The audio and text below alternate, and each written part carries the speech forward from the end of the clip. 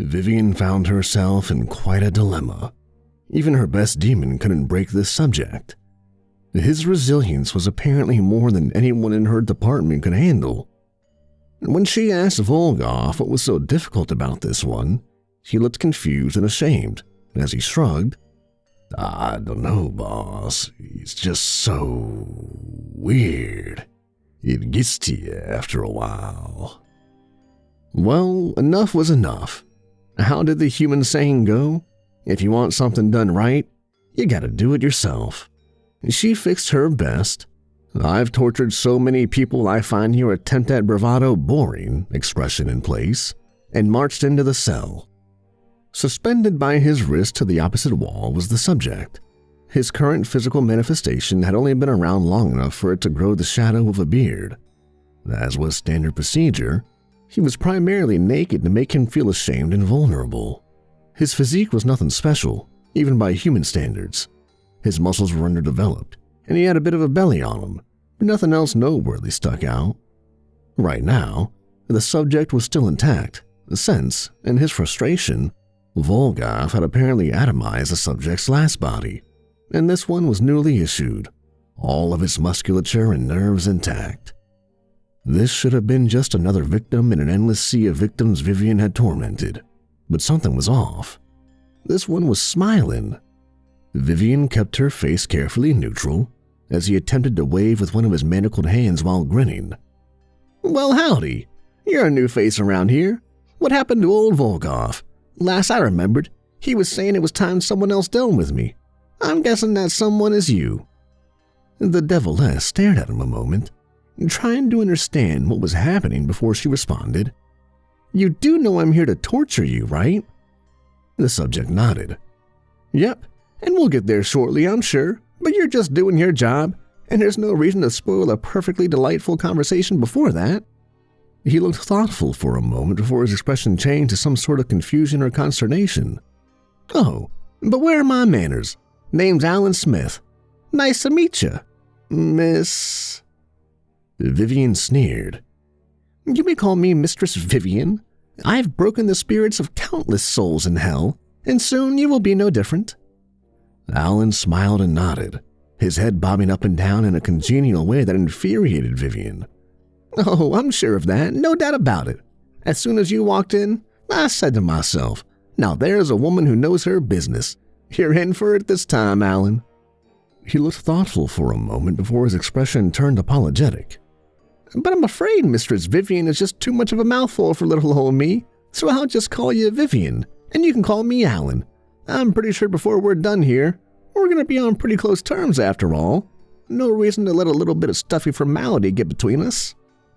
Vivian's face contorted in rage at his audacity. "But before I'm through with you, you'll be begging for the privilege of calling me whatever I tell you to. I will visit torments on you, unlike anything you've ever dreamed of. So consider this your first actual day in hell, and pray that it's your last." Alan nodded with that same infuriating grin on his face. "Oh yeah, I've no doubt. For the record, if you're anywhere near as good as the rest, I'm sure I'm in for a real tough time here shortly. And I'd like to apologize ahead of time for any insults I might throw your way, especially anything with your ancestry or your choice of pastimes. That'll just be the pain talking, and I hope you won't take it to heart. Eventually, I'll just end up screaming incoherently before I die again. I just want you to know I realize you're just doing your job, and I don't actually hold a grudge. You and me, we're good." Vivian laughed cruelly. "Oh, it's not just a job. I happen to enjoy tormenting pathetic little souls like yourself." Alan shrugged, his grin never wavering. "Of course you do. You have to do this all day, every day, forever. If you didn't like doing it, you'd be miserable. You've got to take pride in your work. And look at you. You're the one they go to when no one else can get the job done. You must be at the top of your field." Vivian preened under the compliment a little before scowling. How was this pathetic little man getting in her head like this? It was time to stop humoring him and get started on what she came here to do. It was time to break him. "Well, I suppose we'll find out. I hope you're ready. You're in for a long night." Apparently, the man refused to be cowed. He continued to grin and nod. Yeah, I suppose it's about that time. Let's see what someone at the top of their field can do. Weirdly, I'm kinda looking forward to this. Vivian approached the room once again. She'd done it. She'd finally broken that strange little man. It had taken days, but she'd finally seen the hope leave his eyes as he'd finally slumped in defeat. So why did she feel so unfulfilled as she approached the room to his cell once more? Usually, after breaking a particularly difficult soul, she'd been filled with pride and swagger, but this time, she felt like she'd lost something in her victory, and she couldn't quite figure out what. Still, she had a job to do, so she straightened her back, put her best scowl of annoyance on her face, and opened the door. There was the pitiful human. Alan was his name? She could see the hopelessness in his eyes as his gaze met hers. He took a breath, probably to scream, cry, or beg for mercy. It wouldn't matter, though. There was no mercy or relief to be found here. She was almost a little sad to hear the waver in his voice. Hi, welcome back. Vivian blinked stupidly for a moment. She obviously misheard.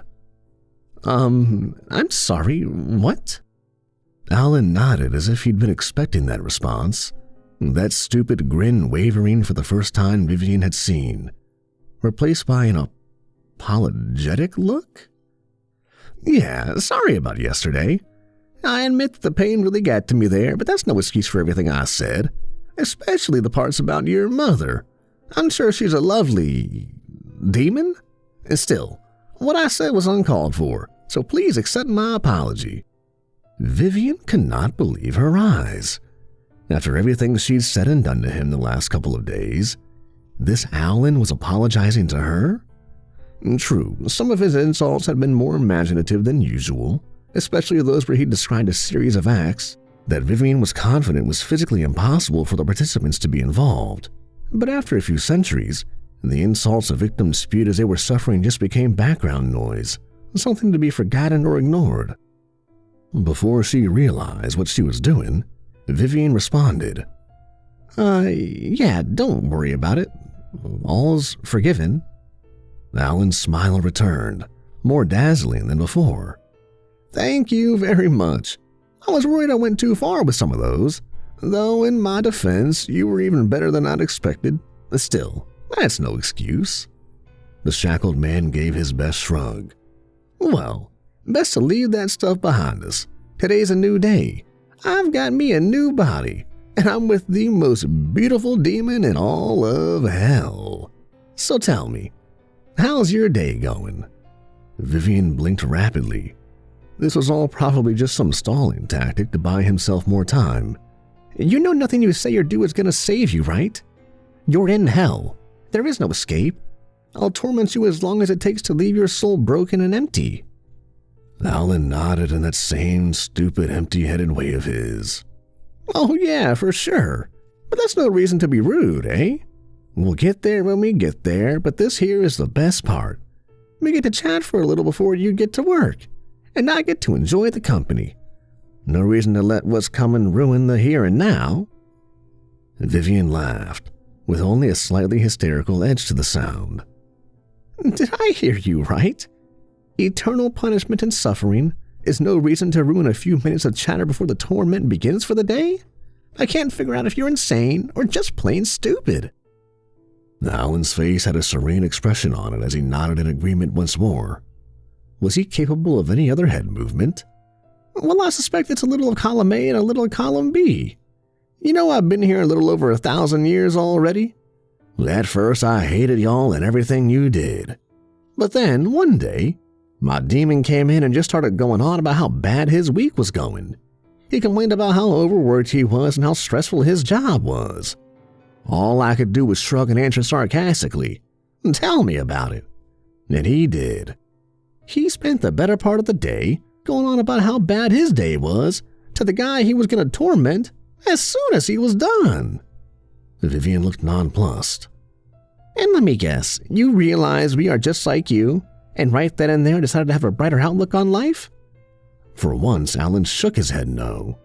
Hell no. I couldn't believe that idiot would think I'd be sympathetic at all. He tormented me for decades before this. Why would I care about his problems? But like you thought a bit ago, I realized this could buy me a few precious moments before he started tormenting me again. So I played along. This went on for years. He'd come in, and I'd lend a sympathetic ear. As a bonus, I got to catch up on all the gossip in hell. Apparently, Beelzebub had a thing going with a succubus who worked the pits of flame at the time, and there was a question about whether her kid was his or Immortal's. It was hot news, let me tell you. Vivian remembered that bit of drama. It had caused some significant waves in hell back then. But that had been at least a few centuries ago. Alan continued. Well, anyway, this went on for a while. Years, decades, maybe even a century. I couldn't tell you exactly when, but somewhere along the line, I realized I was genuinely enjoying our little chats. Probably that Stockholm Syndrome I heard so much about back on Earth. Anyway, sooner or later, the brass caught on and realized I wasn't as tormented as I should have been and sent me in a new demon. It took me a while to win that one over, but a sympathetic ear is a hard thing to resist forever. And sooner or later, she gave in too. Since then, I've been bounced around from one demon to another, then one department to another. And that's what brings us together here. Vivian couldn't believe her ears. Either the human was insane, or she was. He'd already been broken at one point, and then simply had gotten better? Because of office gossip? She shook her head. Okay, whatever. The insane drivel stops here. It's time for me to get to work. Alan went right back to nodding with that little infuriating apologetic smile on his face. Fair enough. I suppose I chatted your ears off a bit there. And for the record, despite what I'm probably about to say, I would never actually judge you based on your sexual preferences, whatever they are. You got a right to pursue happiness however you choose, and I wish you luck with that. Now let's get started. Vivian was exhausted. It had been a long day. She'd been torturing this odd little human who demanded over and over to speak with the manager of hell. She'd broken the human spirit eventually, but it had taken longer than anyone short of that idiot Alan. Right now, all Vivian wanted to do was sit back and relax after a long day. After all, she'd earned it. As she walked into her residence, Vivian was met with the delicious aroma of dinner. Then, as she set down her case files, she was greeted with the now familiar, "Well, howdy." Alan poked his head out from around the kitchen doorway. "Oof, you look rough. Long day?" Vivian nodded exhaustedly. Yeah, I had a real alpha Karen today, and took a lot longer to break than usual. I actually had to fall back on the flaming clown spiders." Alan shook his head in disgust. "Oh, yeah, I remember those. Real nightmare fuel, that. Well, anyway, never mind. Why don't you come in and take a load off and tell me all about it? I got some chicken fried steak cooking up, and dinner will be ready in no time." Vivian leaned in and gave Alan a quick peck on the cheek. "You're sweet. Tell me, how was your day?" Alan handed her a glass of something he called sweet tea, then got back to working the mysteries of the kitchen he'd insisted they'd installed when he had moved in. "Oh, same old, same old. You know Narlac, the ever-burning, hasn't had a proper pedicure for those hooves of his in over a century, so I cleaned them up right quick while we went over his torment regimen. Just like the horses back home. Don't tell him I said that. Anyway, we found a few weak spots in his torment, and I bet he'll see a 10% increase in efficiency for breaking bank managers from here on out." Vivian nodded while sipping her drink. "Excellent. I hear the new intern is in charge of your torment next week. Unfortunately, he's a bit overeager and keeps atomizing his victims before they can break." Alan grinned. "Well, as Hell's first official torment auditor, I'll see if we can't straighten him out right quick. Oh, if you remember, could you pick me up some sweet potatoes tomorrow after work? I got another recipe that'll knock your socks off." He looked at Vivian's cloven host pointedly for a moment. You know, Figuratively speaking,